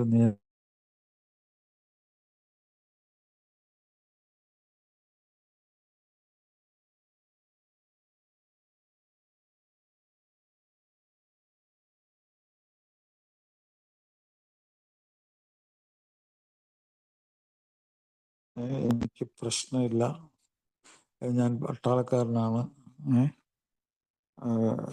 അങ്ങനെയൊക്കെയുള്ള കുറേ ന്യായങ്ങളൊക്കെ പറയും. റാഷണലൈസേഷൻ പറയും, യുക്തിവാദം. ഇത് നല്ല യുക്തിവാദമല്ല, മുട്ടായുക്തിയാണത്, ഇങ്ങനെ ഒരു ആളുകളെ ബോധിപ്പിക്കാൻ. പിന്നെ സാമൂഹ്യ സമ്മർദ്ദം. ഒരു കൂട്ടുകാരനെ എവിടെ നിന്നെങ്കിലും ഒരു ഫോണിൽ വിളിച്ചാൽ മതി, അയാളെടുത്ത് ചാടും, കയർ പൊട്ടിക്കും. കാരണം അത് അത്രമാത്രം അയാളുടെ തലച്ചോറിനെ അത് ബാധിച്ചു, ശരീരത്തെ ബാധിച്ചു. രോഗാവസ്ഥ വളരെ മോശമാണ്. സോഷ്യൽ പ്രഷർ, സാമൂഹ്യ ബന്ധങ്ങൾ, സമ്പർക്കങ്ങൾ, അതുപോലെ ഈഗോ, വളരെ ഉന്മത്തമായ സ്വഭാവ രീതി. ഞാൻ ഭയങ്കര സംഭവം, ഞാനാണ് ആള്, കേമൻ, മിടുക്കൻ, എന്നെ ഒന്നും പഠിപ്പിക്കരുത്, ഞാനൊരു സംഭവം. അങ്ങനത്തെ ആ ഒരു ഗ്രാൻഡ്യൂസ്, ഭയങ്കര തള്ളല്, ആ ഒരു സ്വഭാവ രീതി, അതാണ് നമ്മൾ ഈഗോ എന്നൊക്കെ പറയുന്നത്. ആക്രമണ സ്വഭാവം. ഇതിനിടയിലും കുറച്ച് കുറ്റബോധമൊക്കെ ഉണ്ട്, പശ്ചാത്താപമുണ്ട്. ഇടയ്ക്ക് കുറച്ച് ദിവസമൊക്കെ ഒരു ശബരിമലയ്ക്കോ ഒരു നോമ്പ് വിടലിനോ ഒക്കെ കുറച്ചൊക്കെ നിർത്തി കാണിച്ചു കൊടുക്കും ആൾക്കാർ, വീട്ടിലുള്ളവർ, അത് കുറ്റം പറയുന്ന സുഹൃത്തുക്കള്, അല്ലെങ്കിൽ ജോലി സ്ഥലത്ത് ആരെ വേണമെങ്കിലും കാണിച്ചു കൊടുക്കും, എനിക്ക് കഴിവുണ്ട്, ഞാൻ നിർത്തും. അങ്ങനെ കുറച്ച് ദിവസം ഒരു മാസമോ മറ്റേ ഇങ്ങനെ കുടിക്കുന്നില്ല എന്നൊക്കെ ആൾക്കാരെ ബോധ്യപ്പെടുത്തിയിട്ടുള്ള ഒരു പരിപാടി. അതെന്തിനാണെന്നറിയോ? വൈരുദ്ധ്യമാണത്. അയാൾക്കറിയാം അയാളിങ്ങനെ ഭയങ്കരമായിട്ട് താഴേക്ക് പോയിക്കൊണ്ടിരിക്കുകയാണ്, അത് ആരെങ്കിലും കാണിച്ച് ബോധ്യപ്പെടുത്തണം. അപ്പോൾ ഒരു വൈരുദ്ധ്യമാണത്. അതിനു വേണ്ടി മാത്രമാണ് അയാൾ നിർത്തുന്നത്. എനിക്കത് സാധിക്കും, ഞാൻ നിർത്തും. അയാൾ എപ്പോഴും എപ്പോഴും എടുത്തു പറയുന്ന കാര്യം ഇതാണ്. ആ ഒരു മാസം നിർത്തിയ കാര്യമാണ് അയാൾക്ക് പറയാനുള്ള ഏറ്റവും വലിയ സംഭവം. അതിങ്ങനെ പൊക്കിക്കൊണ്ടുവരും. അങ്ങനെ ഇതൊക്കെ മധ്യസ്ഥ രോഗത്തിൻ്റെ ഏറ്റവും സീരിയസ് ആയിട്ടുള്ള അവസ്ഥയാണ് ഞാനീ പറയുന്നത്. അതുപോലെ രീതി മാറ്റുക എന്ന് വെച്ചാൽ ഇപ്പോൾ ബിയർ കുടിക്കുക അല്ലെങ്കിൽ കള്ള് കുടിക്കുക കുറേ നാളത്തേക്ക്, അതിൻ്റെ അളവ് കൂട്ടി കുടിച്ചാൽ മതിയല്ലോ. അങ്ങനെയൊക്കെ അങ്ങനെയുള്ള മദ്യമൊന്നും ഞാൻ ബ്രാൻഡിയും റമ്മും ഒന്നും ഉപയോഗിക്കുന്നില്ല. ഞാൻ വെറും ബിയർ മാത്രം, അല്ലെങ്കിൽ ഞാൻ കള്ളാണ് കുടിച്ചേക്കണത്. അതിൻ്റെ കൂടെ ചിലപ്പോൾ വൈദ്യരുടെ അടുത്ത് പോയി അരിഷ്ടം കൂടി കഴിക്കും. അരിഷ്ടം മുഴുവനും അതിൽ ഒരു 70% അടുത്തും ചാരായാണ്. അപ്പോൾ വൈദ്യരുടെ അടുത്ത് ചികിത്സയ്ക്ക് പോകും. ഇതൊക്കെ സ്വഭാവ രീതികളാണ്. പിന്നെ ഈ പാറ്റേൺ ഇങ്ങനെ മാറ്റുന്നു. അതുകൂടാതെ നല്ല സുഹൃത്തുക്കളെ ഒഴിവാക്കും. അവന്മാരെന്തെങ്കിലും കുറ്റം പറയപ്പോഴും, നല്ല സുഹൃത്തുക്കൾ നിങ്ങളുടെ നല്ല സുഹൃത്തുക്കളായിരിക്കും എപ്പോഴും. നിങ്ങൾ എന്തെങ്കിലും ഒരു മോശപ്പെട്ട അവസ്ഥയിൽ പോകുമ്പോൾ അവർ ഉപദേശിക്കുക. ആ നല്ല സുഹൃത്തുക്കളുടെ ലക്ഷണം തന്നെ അതാണ്, ഓർമ്മപ്പെടുത്തൽ. നിങ്ങളുടെ അവസ്ഥ മോശമാണ്, രക്ഷപ്പെടണം, നിങ്ങൾക്ക് എന്താണ് സംഭവിക്കണം എന്നൊക്കെ അവർ ഉപദേശിക്കും. നല്ല സുഹൃത്തെ ഉപദേശിക്കുള്ളൂ. മോശം സുഹൃത്തുക്കൾ അതൊന്നും പറയാതെ സ്ഥലം വിടും. അപ്പോൾ അങ്ങനെ അവരെ പിന്നെ കാണാൻ ഉദ്ദേശിക്കില്ല, അവരെ ഒഴിവാക്കും. അപ്പോൾ അങ്ങനെ സുഹൃത്തുക്കളെ ഒഴിവാക്കും. പിന്നെ ഇങ്ങനെ ജോലിയിൽ വീഴ്ച വരുന്നതുകൊണ്ട് ജോലി ഇങ്ങനെ മാറിക്കൊണ്ടിരിക്കും. ഓരോ സ്ഥലത്തുനിന്നും ഒഴിവാക്കപ്പെടും, ജോലി ഇങ്ങനെ മാറിക്കൊണ്ടിരിക്കും. അതൊരു വലിയ സീരിയസ് അവസ്ഥയാണ് മദ്യപാനിയുടെ. മദ്യ കേന്ദ്രീകൃതമായ ചിന്ത മാത്രം. ആലോചിച്ച് നോക്കുക, എപ്പോൾ നോക്കിയാലും, രാവിലെ എഴുന്നേറ്റാലും ഉച്ചയ്ക്കായാലും വൈകിട്ടായാലും കിടക്കുന്നതിന് മുമ്പ് എപ്പോഴും മദ്യം എന്നുള്ളത് ഇവിടെ ഏത് ലഹരി ആ വാക്ക് ഉപയോഗിക്കാം. ഏത് ലഹരിയാണോ തലച്ചോറിനെ കീഴ്പ്പെടുത്തിയ ഏത് ലഹരി വസ്തുവാണോ അത് അവിടെ മുമ്പിൽ വന്ന് നിൽക്കും. അതാണ് ഞാൻ പറയാറുള്ളത്. ചിന്തകൾ, തോന്നലുകൾ, വികാരങ്ങൾ, സ്വഭാവങ്ങൾ, കംപ്ലീറ്റ് മുൻഗണന അതിൻ്റെ ഉള്ളിലായിരിക്കും. അപ്പോൾ ഒരു എത്രമാത്രം ഭീകരമായ ഒരു രോഗാവസ്ഥയാണെന്ന് നോക്കാതെ. അങ്ങനെ മറ്റ് താല്പര്യങ്ങളില്ലാതെ മദ്യ കേന്ദ്രീകൃതമായ അല്ലെങ്കിൽ മറ്റ് ലഹരി വസ്തുക്കൾ കേന്ദ്രീകൃതമായ ഒരു ജീവിതം. ബന്ധങ്ങളൊക്കെ അപഗ്രഥിക്കുക നേരം ഭയങ്കര സംഭവമാണ്. അയാൾ മോശക്കാരൻ, ഇയാൾ എൻ്റെ നല്ല സുഹൃത്ത്, അയാളോട് ഒട്ടി നിൽക്കുന്ന, അയാളെ അനുകൂലിക്കുന്ന, മദ്യം എപ്പോഴും ലഭ്യമാക്കുന്ന ഒരു സുഹൃത്ത് ഏറ്റവും നല്ല സുഹൃത്ത്. അവൻ എൻ്റെ വിശ്വസ്തൻ, അവൻ മിടുക്കൻ, അവൻ കേമൻ. അങ്ങനെ ഒരു തരംതിരിവുണ്ടാക്കും ബന്ധങ്ങളിൽ. ആ ബന്ധങ്ങളെ ഇങ്ങനെ ഇന്റർപ്രിട്ടേഷൻ ഭയങ്കര സംഭവമാണ് മദ്യപാനിയുടെ. പിന്നെ കുറെ കഴിയുമ്പോൾ ഇതെല്ലാം കുളമായി.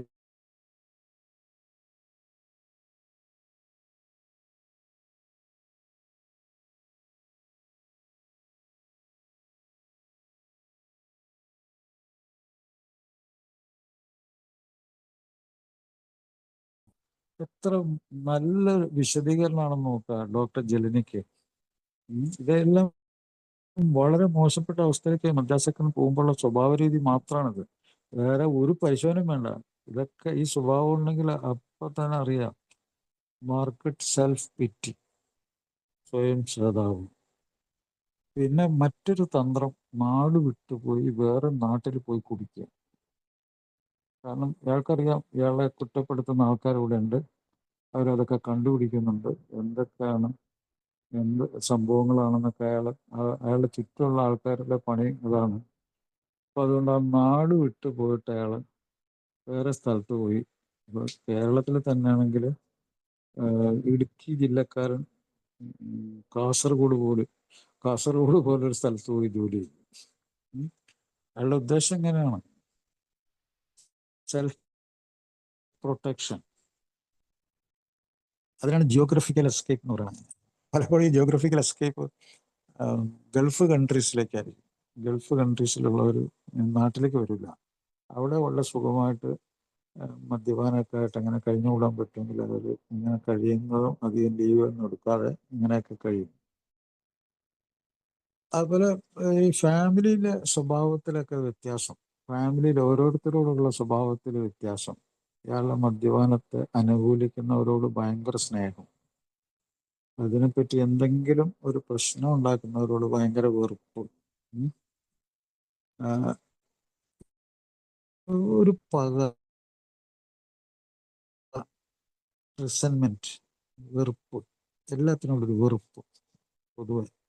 പക്ഷെ ഇത്രയൊക്കെ ആണെങ്കിലും വളരെ ദയനീയ അവസ്ഥയാണെങ്കിലും സപ്ലൈ കാത്തു സൂക്ഷിക്കും. തൻ്റെ ശരീരത്തിന് വേണ്ട സപ്ലൈ ഇറന്നിട്ടാണെങ്കിലും എന്തെങ്കിലും സംഗതികൾ മോഷ്ടിച്ചാണെങ്കിലും പൈസ കണ്ടുപിടിച്ച് അതൊക്കെ നിലനിർത്തും. അപ്പോൾ ആ സമയത്തൊക്കെ ചിലപ്പോൾ അയാൾക്ക് നല്ല ഭക്ഷണമൊന്നും കഴിക്കുന്നുണ്ടാവില്ല, പോഷകാഹാരമൊക്കെ കുറവായിരിക്കും, രോഗം ഉണ്ടാവും. അങ്ങനെ സമയത്ത് ചിലപ്പോൾ ആശുപത്രിയിലൊക്കെ കിടത്തേണ്ടി വരും. ആശുപത്രി കിടക്കുമ്പോൾ ഒരു ഭയങ്കര സംഭവം ഉണ്ടാവും. ഇയാൾക്ക് വരുന്ന ഈ ശാരീരിക സാമ്പത്തിക പ്രശ്നങ്ങളിൽ അയാളുടെ സാമൂഹ്യ പ്രശ്നം കൂടിയാണല്ലോ. അപ്പോൾ എന്ത് പറ്റും, ആശുപത്രി കിടക്കേണ്ടി വരും. കാരണം ചിലപ്പോൾ ഭക്ഷണം വയറ്റിൽ പിടിക്കുന്നില്ല, വയറ്റിൽ അൾസർ, ഛർദിച്ചപ്പോൾ രക്തം കണ്ടു ഭയന്നു. അപ്പോൾ ചിലപ്പോൾ ഒരു പിന്മാറ്റ ലക്ഷണം, മദ്യത്തിന്റെ അളവ് കുറഞ്ഞപ്പോൾ ഒരു വിഡ്രോവൽ വന്നു, ആശുപത്രി കിടക്കേണ്ടി വന്നു. അങ്ങനെ ആശുപത്രി കിടന്നപ്പോൾ ഇയാൾക്ക് ഭയങ്കരമായിട്ടുള്ള ഒരു വിവരം ഉണ്ടാവും. അവിടെ കുറേ ദിവസം ഇങ്ങനെ കിടക്കും, ഒരു ഡ്രിപ്പൊക്കെ ഇട്ട് ഇങ്ങനെ ചിലപ്പോൾ സെഡേഷൻ, മയക്കുമരുന്നൊക്കെ കൊടുക്കും. അങ്ങനെ കിടക്കുമ്പോൾ അയാൾ സ്വയം നിരീക്ഷിക്കും സ്വന്തം ശരീരത്തെ. അപ്പോൾ അതിൽ ഏറ്റവും പ്രധാനപ്പെട്ട സംഗതി, കുറേ നാളായിട്ട് അയാൾക്ക് ലൈംഗികമായിട്ടുള്ള ഉത്തേജനം ഇല്ല. ഒരു സംഭവമാണത്. അത് വലിയൊരു സംഭവമായിട്ട് അയാളെ കുത്തിപ്പോക്കും.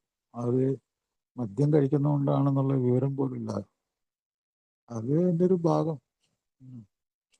പക്ഷെ ഇയാളെ സംബന്ധിച്ചിടത്തോളം ഇയാളുടെ ബ്രെയിൻ അബ്നോർമലാണ്, സസ്പീഷ്യസ് ബ്രെയിനാണ്, പാരനോയിഡ് ബ്രെയിനാണ്. എന്നുവെച്ചാൽ ആരെയും എന്തിനേയും സംശയിക്കുന്ന ഒരു തലച്ചോറ് അയാൾക്കുണ്ടാവും. ഈ സമയത്ത് തലച്ചോറിൻ്റെ രോഗമാണല്ലോ മദ്യാസക്ത രോഗം. അതിങ്ങനെ വളർന്നു മുന്നോട്ട് പോകുന്നതും തലച്ചോറിൽ പല പ്രശ്നങ്ങളുണ്ടാവും. ചിന്തകൾ, തോന്നലുകൾ, വികാരങ്ങൾ, സ്വഭാവങ്ങൾ, എല്ലാത്തിലും വ്യത്യാസം വരും. അതിൽ ഏറ്റവും പ്രധാനപ്പെട്ട ഒരു വികാരമാണ് സംശയരോഗം.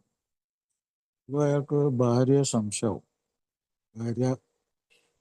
ഭാര്യയ്ക്ക് ജാരന്മാരുണ്ടാവും. എനിക്ക് ലൈംഗിക ശേഷി നഷ്ടപ്പെട്ടു. ഭാര്യ ഇപ്പോൾ അതിന് ഒതല്ലോ സിൻഡ്രോം എന്നാണ് പറയുന്നത്. ഈ ഇംഗ്ലീഷിൽ ഈ മദ്യപാന രോഗം കൊണ്ട് ഭർത്താവിന് മദ്യപാന രോഗം വന്ന് ഭാര്യയെ എങ്ങനെ സംശയിക്കുന്ന അവസ്ഥയ്ക്ക് ഒതല്ലോ സിൻഡ്രോം എന്ന് പറയും. ഒതല്ലോ ഡെസ്ഡിമോണയെ സംശയിച്ചു കഴുത്ത് ഞെരിച്ച് കൊന്നു. അപ്പോൾ അത് സംശയരോഗമായിരുന്നു. അതുപോലത്തെ ഒരവസ്ഥ. ഇങ്ങനെ സംശയിച്ച് ഭാര്യയെ കുത്തിക്കൊന്ന ഒരാളെ എനിക്കറിയാം, ഒരു ഡ്രൈവർ. സംശയം അയാളുടെ മനസ്സിൽ നിന്ന് മാഞ്ഞു പോകുന്നില്ല. തലച്ചോറിൽ ആഴത്തിൽ ആ സംശയരോഗം ബാധിച്ചു. അപ്പൊ അങ്ങനത്തെ വലിയൊരു അവസ്ഥയിൽ കൂടെ അയാൾ പോകും, ജയിലിലാവും. അങ്ങനെ ഇതാണ് ആൽക്കഹോളിക് ജലസി എന്ന് പറയും. ഈ രോഗത്തിന് ആൽക്കഹോളിക് ജലസി. മറ്റൊന്ന് ഈ കുടിയിലേക്ക് അയാൾ പോകും. അതിരാവിലെ മദ്യം വേണമെന്നുള്ളൊരു അവസ്ഥയിലേക്ക്. അത് ഏറ്റവും ഭീകരമായ ഒരു അവസ്ഥയാണ്. ഇതും കഴിഞ്ഞിട്ട് ഇത്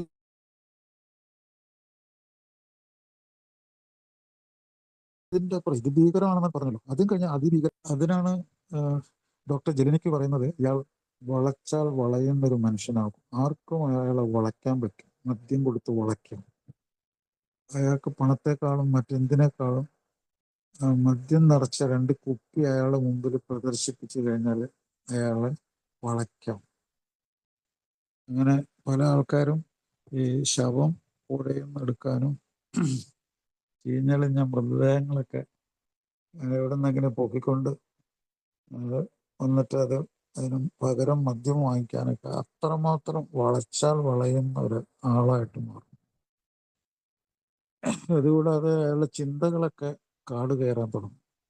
ചിന്തകൾ വളരെ മോശപ്പെട്ട ചിന്തകളിലേക്ക് പോകും. മാനസിക രോഗമുള്ള ഒരാളെ പോലെ അയാൾ ചിന്തിക്കും. മദ്യപാന രോഗം കൊണ്ടുള്ള ഭ്രാന്തിലേക്ക്, ഇൻസാനിറ്റി, മദ്യാസക്ത രോഗമുള്ള തലച്ചോറിനെ കീഴടക്കി ഭ്രാന്തനാക്കും. ഇൻസാനിറ്റി എന്ന് പറയും. സൈക്കോസിസ്. തറയിൽ കിടക്കുക, കുടിച്ചിട്ട് എവിടെയാണോ അവിടെ തറയിൽ കിടക്കുക, അവിടെ നിന്ന് എഴുന്നേക്കാൻ പറ്റാതെ അവിടെ കിടന്ന് ഉറങ്ങുക, അവിടെ കിടക്കുക. മദ്യം കിട്ടാത്ത അവസ്ഥയിൽ വേണമെങ്കിൽ അത്ര കഠിനമായിട്ടുള്ള ഒരു ആസക്തി ഉണ്ടായിട്ട്, ആർത്തി ഉണ്ടായിട്ട് അതിനോട് സാമ്യമുള്ളൊരു സാധനം എന്തെങ്കിലും കിട്ടിയാൽ എടുത്ത് കുടിക്കുക. ഷേവിങ് ലോഷനോ പെട്രോള് ഇങ്ങനെയുള്ള സാധനങ്ങൾ വേറെ എടുത്ത് കുടിക്കേണ്ടി വരും. എല്ലാം ഡോക്ടർ ജെലിനിക്ക് പറഞ്ഞ സംഗതികളാണ്. ഇതൊക്കെ അദ്ദേഹം നിരീക്ഷിച്ച കാര്യങ്ങളാണ്. അതുപോലെ മദ്യത്തിന്റെ മുകളിലുള്ള അളവിന്റെ കാര്യത്തിലും കൺട്രോൾ പോകും. അളവ് 7-8 പെഗ് ദിവസം കഴിച്ചുകൊണ്ടിരിക്കുന്ന ആൾക്ക് അത് കഴിഞ്ഞ് 2-3 പെഗ് കഴിച്ചാൽ ഭയങ്കര അപകടം വരും. ആക്രമണ സ്വഭാവം കൂടുതലാവും. വസ്തുവകൾ നശിപ്പിക്കും. കൊല്ലണം തോന്നും. അങ്ങനെയൊക്കെ ഉണ്ടായിട്ടുണ്ട്. ഭയം വരും, അകാരണമായ ഭയം. നിങ്ങൾ നദി എന്ന് പറഞ്ഞ സിനിമ കണ്ടിട്ടുണ്ടെങ്കിൽ അതിൽ ഏറ്റവും തന്മയത്വമായിട്ട് PJ ആന്റണി എന്ന് പറഞ്ഞ നടൻ അതിലൊരു മദ്യാസക്ത രോഗിയാണ്. മദ്യാസക്ത രോഗത്തിന്റെ അവസാന കാലഘട്ടത്തിലുള്ള ആ ഭയത്തെ ആ നടൻ ഭയങ്കരമായിട്ട് അഭിനയിച്ച് കാണിച്ചിട്ടുണ്ട്. ഭയങ്കര സംഭവമാണത്. ആ ഭയം, കൈയും കാലും ഒക്കെ വിറയ്ക്കുന്നു, എഴുന്നേറ്റിരിക്കാൻ പറ്റാത്ത അവസ്ഥ, ശരീരവും മനസ്സും മന്ദീഭവിച്ചു, ഒരു പ്രചോദനവും ഒന്നുമില്ല. അത് ഒരു ഒഴിയാ ബാധയായി മാറി. ഒഴിയാ ബാധ. എൻ്റെ ദൈവമേ, നീ എവിടെയെങ്കിലും ഉണ്ടെങ്കിൽ എന്നെ രക്ഷിക്കൂ. അങ്ങനെയാണ് പരാജയം സംഭവിച്ചിരിക്കുന്നു. ഇതാണ് ഡോക്ടർ ജെലിനിക്ക് പറഞ്ഞ ഒരു മദ്യാസക്തന്റെ സ്വഭാവത്തിൽ കൂടി പടിപടിയായിട്ട് കടന്നു അങ്ങേയറ്റത്തെ മദ്യപാനത്തിലെത്തിയ ഒരു മദ്യാസക്തന്റെ സ്വഭാവ വർണ്ണനയാണ്. അത് നിരീക്ഷിച്ച കാര്യങ്ങളാണ്. അന്ന് MRI സ്കാനോ മറ്റ് ടെസ്റ്റുകളൊന്നും ഇല്ലാത്ത കാലഘട്ടത്തിൽ അദ്ദേഹം ഇങ്ങനെ നിരീക്ഷിച്ച് ഒത്തിരി രോഗികളെ അവരുടെ രോഗാവസ്ഥയൊക്കെ മനസ്സിലാക്കി അവരെ ചികിത്സിക്കാനായിട്ട് അദ്ദേഹം മുന്നോട്ട് വന്നിട്ടുണ്ട്. അപ്പൊ ഇത് എനിക്ക് തോന്നുന്നു വളരെയധികം ഉപകാരപ്രദമായിട്ടുള്ള സംഗതിയാണത്. ഇതില് വിചാരിക്കേണ്ട സംഭവം ഇത് ഒരു അവഹേളന അല്ല, ഇതൊരു അറിവാണ്. നിരീക്ഷിക്കുന്ന ആളും നിരീക്ഷകനും ഒരുപോലെ വന്ന് അവിടെ അയാൾക്ക് ഉൾക്കാഴ്ച കിട്ടും. ഉൾക്കാഴ്ച കിട്ടിയ അപ്പം തന്നെ സെക്കൻഡിൽ തന്നെ അയാൾ അതിൽ നിന്ന് രക്ഷപ്പെട്ടു. കാരണം വെച്ചാൽ ഇപ്പോൾ അയാൾ വേറൊരു വ്യക്തിയല്ല, തിരിച്ചറിവുള്ളൊരു വ്യക്തിയാണ്. വിട്ടു നിൽക്കാൻ അയാൾക്ക് ചങ്കൂറ്റുണ്ട്. അതാണ് ആൽക്കഹോളിക്സ് അനോണിമസിന്റെ പ്രാർത്ഥനയിൽ പറയുന്നത്. മാറ്റുവാൻ പറ്റാത്തവയെ സ്വീകരിക്കുക. ലോകത്തിലെ 2 കൂട്ടം ആൾക്കാർ രണ്ട് കൂട്ട സംഭവങ്ങൾ. ഒന്നും മാറ്റാൻ പറ്റാത്തത്, ഉപദേശിച്ചും നിർബന്ധിച്ചും മാറ്റാൻ പറ്റാത്ത സംഭവങ്ങൾ. മറ്റൊന്ന് മാറ്റാൻ പറ്റുന്ന ആളുകൾ. മാറ്റാൻ പറ്റുന്നത് നമ്മൾ തന്നെയാണ്. അതാണ് ഈ നിരീക്ഷണത്തിൽ കൂടി മാറ്റാൻ പറ്റുന്ന സംഭവമാണ് കണ്ടുപിടിക്കുന്നത്.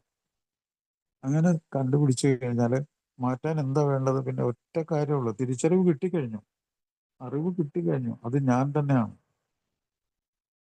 അറിവ് കിട്ടിയാൽ പിന്നെ എന്താണ്? പിന്നെ പ്രവൃത്തിയിലേക്ക് പോകലാണ്. പ്രവൃത്തിയിലേക്ക് പോകുന്ന 24 മണിക്കൂർ മധ്യത്തിൽ നിന്ന് കിട്ടുന്ന എന്നെ സ്വയം രക്ഷപ്പെടുത്തുന്ന പരിപാടി സ്വീകരിക്കലാണ്. അപ്പോൾ അതിനെന്താ വേണ്ടത്?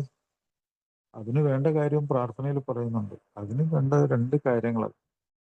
ഒന്ന്, ഒരു ചങ്കൂറ്റം, കറേജ്. കറേജ് അതാണ് മധ്യസ്ഥ രോഗത്തിന്റെ ചികിത്സയിലെ ഏറ്റവും ഭയങ്കര സംഭവമായിട്ട് ആൽക്കോളിക്സ് അനോണിമസിൽ ഏറ്റവും ഉയർത്തി കാണിക്കുന്ന സംഗതി. ഒന്ന് ചങ്കൂറ്റം, തിരിച്ചറിവും വിവരവും ഉൾക്കാഴ്ചയും കിട്ടിയപ്പോൾ ചങ്കൂറ്റാണ് അടുത്തത്. പിന്നെ ബുദ്ധി, അതിനെ താങ്ങി നിർത്താനുള്ള ബുദ്ധിശക്തി. അപ്പൊ ഇതിൽ കൂടിയാണ് അയാൾ രക്ഷപ്പെടുന്നത്. ആൽക്കോളിക്സ് അനോണിമസിന്റെ പ്രാർത്ഥനയിൽ എത്രമാത്രം വളരെ നല്ല ഭംഗിയായിട്ടാണ് കാര്യങ്ങൾ വിശദീകരിക്കുന്നത്. അപ്പൊ അതിൽ കൂടി വളരെ നിസ്സാരമായുള്ള, വളരെ ലളിതമായിട്ടുള്ള സംഭവമാണെങ്കിലും നമ്മളെ തന്നെ, നമ്മുടെ ശരീരത്തിനെയും നമ്മുടെ മനസ്സിനെയും നമ്മുടെ ബുദ്ധിശക്തിയെയും തിരിച്ചറിവുകളെ എല്ലാം നമുക്ക് വിട്ടുകൊടുക്കണം. ഈ ചികിത്സയ്ക്ക് വേണ്ടി വിട്ടുകൊടുക്കണം. അവിടെയാണ് രക്ഷപ്പെടൽ. അപ്പൊ ഇതൊരു വളരെ ഒരു സങ്കീർണമായിട്ടുള്ള ഒരു സംഗതിയാണ്, പക്ഷെ വളരെ ലളിതമാണ്. ആൽക്കഹോളിക്സ് അനോണിമസിലെ പല സുഹൃത്തുക്കളെ എനിക്ക് ഭയങ്കര ബഹുമാനമാണ്. കാരണം വെച്ചാൽ അവർക്ക് വേണ്ടി വലിയ ത്യാഗങ്ങൾ അവർ ചെയ്തു. അതിൽ നിന്നും ഏറ്റവും നല്ല രീതിയിലുള്ള ഒരു ജീവിതം ജീവിക്കാൻ പറ്റി. ചില സാധാരണ മനുഷ്യരെക്കാൾ ഒരു പടി ഉയർന്ന ജീവിതം ശാരീരികമായിട്ടും മാനസികമായിട്ടും റിക്കവറി വന്നപ്പോൾ അവർക്ക് ജീവിക്കാൻ പറ്റി. കൂടുതൽ കാലം ജീവിക്കാൻ പറ്റി. നേരത്തെ മരിച്ചുകൊണ്ട് പല ആൾക്കാരും കൂടുതൽ കാലം സമ്പന്നമായിട്ട് ജീവിക്കാൻ പറ്റി. അതൊക്കെ വലിയൊരു സംഭവമാണ്. ആർക്കും സാധിക്കാം. പക്ഷെ അതിനയാൾ, ഞാൻ പറഞ്ഞില്ലേ, ഒരു ത്യാഗം. അയാൾക്ക് വേണ്ടിയാണ് ആ ത്യാഗം ചെയ്യുന്നത്, അല്ല മറ്റുള്ളവർക്ക് വേണ്ടിയാണെന്ന് വിചാരിച്ചാൽ പോയി. അപ്പൊ അങ്ങനെ ചെയ്യുമ്പോൾ നമ്മൾ ഈ പ്രോഗ്രാമിൽ കൂടി അയാൾ രക്ഷപ്പെടും.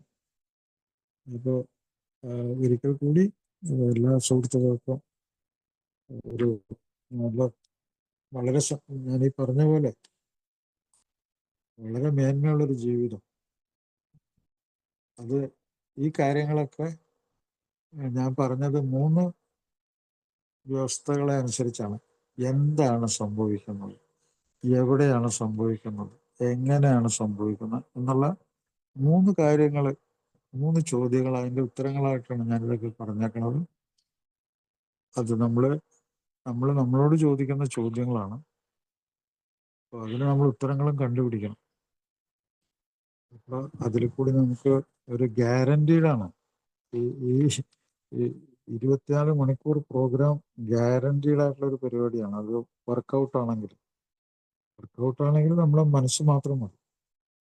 അപ്പൊ ഒരിക്കൽ കൂടി എല്ലാവർക്കും ഒരു വളരെ മേന്മയുള്ള ജീവിതം ആശംസിച്ച് നിർത്തുന്നു. Thank you. താങ്ക് യു സാറേ. ഒരുപാട് നന്ദി. ഞങ്ങൾക്ക് വേണ്ട കാര്യങ്ങളെല്ലാം പറഞ്ഞു തന്നതിന് ഒരിക്കൽ കൂടി നന്ദി അറിയിക്കുന്നു. ആർക്കെങ്കിലും സാറ് പറഞ്ഞതിൻ്റെ അകത്ത് എന്തെങ്കിലും ഡൗട്ടുകൾ ഉണ്ടെങ്കിൽ ഇപ്പൊ ചോദിക്കാനുള്ള ഒരു അവസരമുണ്ട്. നമുക്ക് ഇനി ഏകദേശം ഒരു അരമണിക്കൂറൂടെ നമുക്ക് സമയമുണ്ട്. ആർക്കെങ്കിലും എന്തെങ്കിലും ഡൗട്ട് ഉണ്ടെങ്കിൽ ദയവായിട്ട് മുമ്പോട്ട് വന്ന് ചോദിക്കാമോ, സമയ സാഹചര്യം ഉള്ളവര്?